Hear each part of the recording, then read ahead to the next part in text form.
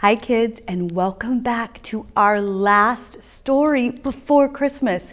Can you believe it? It's come so fast. Bienvenidos otra vez a nuestra última cuenta antes de la Navidad. Pero qué rápido, ¿no? Bueno, ¿listos? Vamos a leer. Are you guys ready for our last story? I love this one, and I hope you will too. And tonight we're going to read a special book called When Santa Learned the Gospel. And it's written by Simon Camilleri. I wonder what this story is going to be about. Let's open our book and find out.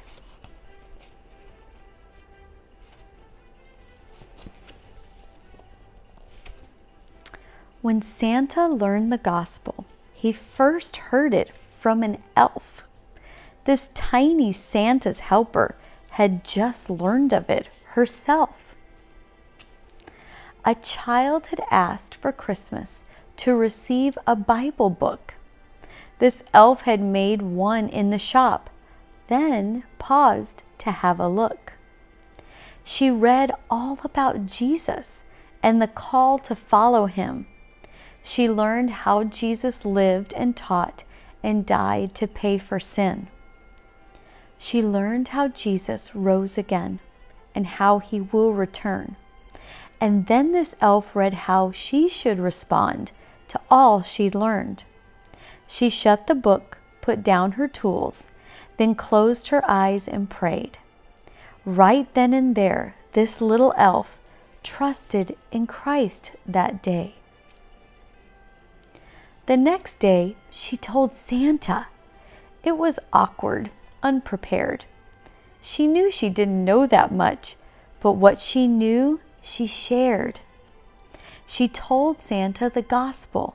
It was simple. It was short. But a seed was sown in Santa's heart, which grew into a thought. Santa reflected on his life and the message he supported, then compared it to the gospel that the elf had just reported. He'd always thought that everyone was naughty or was nice. He had them all on 2 big lists. He even checked it twice. He'd always thought you only got a gift if you'd been good. The naughty kids got lumps of coal. That's what he understood. They'd all line up in shopping malls and sit upon his knee and claim that they were always nice as nice can be. Of course, he saw them when they slept and knew when they awoke. He also knew their nice attempts were pretty much a joke. Their heads weren't filled with thoughts as nice as kindness, peace, and joy, but with the never-ending list of their desired toys. He knew their hearts, but he had thought, they're trying to be good. That's good enough to make the list. Otherwise, no one would. So every year, their good enough with toys would be rewarded. And every year, he realized this message he supported. The good will get the presents, the bad will get the coal. And trying to be good enough is good enough a goal. That was the message that he knew, but now he knew another. He had just learned the gospel, so he compared them to each other. The message of the gospel turned his message upside down. The good, the bad, the naughty and nice, it switched it all around. There's no one good but God alone, he'd heard Jesus concluded. And those who claim they're good enough are simply just deluded. If there's a list of who is good, that standard we've all missed. And Santa saw that even he was on the naughty list. That shook his world. That rocked his boat. That gripped him in his soul.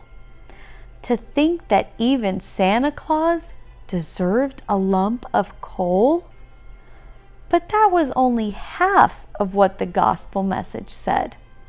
It also flipped what happened to the naughty on its head. Instead of being written off as just not good enough, the message to the naughty list was one of grace and love. The gospel offered mercy to all those deserving coal. The gospel offered forgiveness and cleansing of the soul. The gospel told how Jesus died our death to pay the price, to reconcile us all to God, both naughty and the nice. This offer was a real gift, unlike presents 'neath the tree. It was not earned by being good. God offered it for free. Santa compared his message with this new one he had learned. His message said you got the presents your good deeds had earned. The message of the gospel offered something so much greater. Jesus had come to reconcile the world to their Creator. When Santa grasped the gospel, he did not know what to do. And so the elf said nervously, "How about I pray with you?" So that night at the North Pole, by the fire in his den, with a simple prayer led by an elf, Santa was born again. And now in Christ, forgiven, free, his new life had begun. And Santa had a new message to share with everyone. Happy Christmas. Isn't this story amazing? Even from the point of view of an elf and Santa, we got to hear the greatest story ever told, the true story of God's love sent as a gift with Jesus. He is the greatest gift. See, there is nothing that we can do, nothing good enough that we can be to get to God. But He loved us so much that He sent Jesus, and through Jesus, we can be with God forever. So this Christmas, I hope that you will accept and receive the greatest gift of all, and that is Jesus. Ahora vamos a leer el libro Una fiesta de cumpleaños para Jesús, por Susan Jones. Hay un aleteo tranquilo, todo por el aire. ¿Son los copos de nieve? ¿Es lluvia? Es una invitación. ¿Es una fiesta de Navidad? Es el cumpleaños de Jesús, mi pequeño conejito, dijo mamá. Conejito pronto se acurrucó en su cama.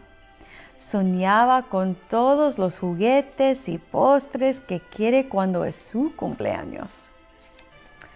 Al día siguiente, se encontró con todos los animales decorando el bosque. Saltó aquí y saltó allá, preguntando a todos los otros animales, ¿Jesús quiere juguetes como yo? ¿Él quiere dulces como yo? ¿O juegos?, preguntó Conejito. No, ninguna de esas cosas, respondió Erizo. Conejito no lo entendió. Conejito observó cómo sus amigos reunirse con sus regalos especiales. Miró a su alrededor y ¿qué vio? Todos sus amigos celebrando a Jesús debajo del árbol. Quería unirse a ellos, pero aún no sabía qué regalo traer. ¿Pero qué quiere para su cumpleaños?, Conejito insistió. Mira aquí, amigo, dijo Tejón. Conejito miró más de cerca todos los regalos y se sorprendió al ver que tenían palabras escritas en sus etiquetas. ¿Eran estos deseos los regalos de los animales? Paz, fe, amistad, amabilidad, misericordia, esperanza. ¿Puedo hacer uno también?, preguntó Conejito. Sé exactamente lo que le gustaría y creo que a mí también me gustaría, dijo Conejito, agarrando una caja y un marcador. Esto es lo que quiero darle a Jesús para Navidad. ¿Crees que le gustaría? Amor. Sí, Conejito, dijo mamá. El amor es el mejor regalo que alguien puede dar en Navidad. Amamos a Jesús porque Él nos amó primero. El amor es la razón por la que Jesús nació. Conejito entendió que el cumpleaños de Jesús es sobre un amor tan grande que desborda a todos los que te rodean. Con el corazón lleno, Conejito susurró: ¡Feliz cumpleaños, Jesús! Espero que esta Navidad acepta el regalo más maravilloso en todo el mundo. Es el amor de Jesús. I hope this Christmas that you will accept the greatest gift of all, and that is the love of Jesus. Merry Christmas, everyone. Feliz Navidad a todos.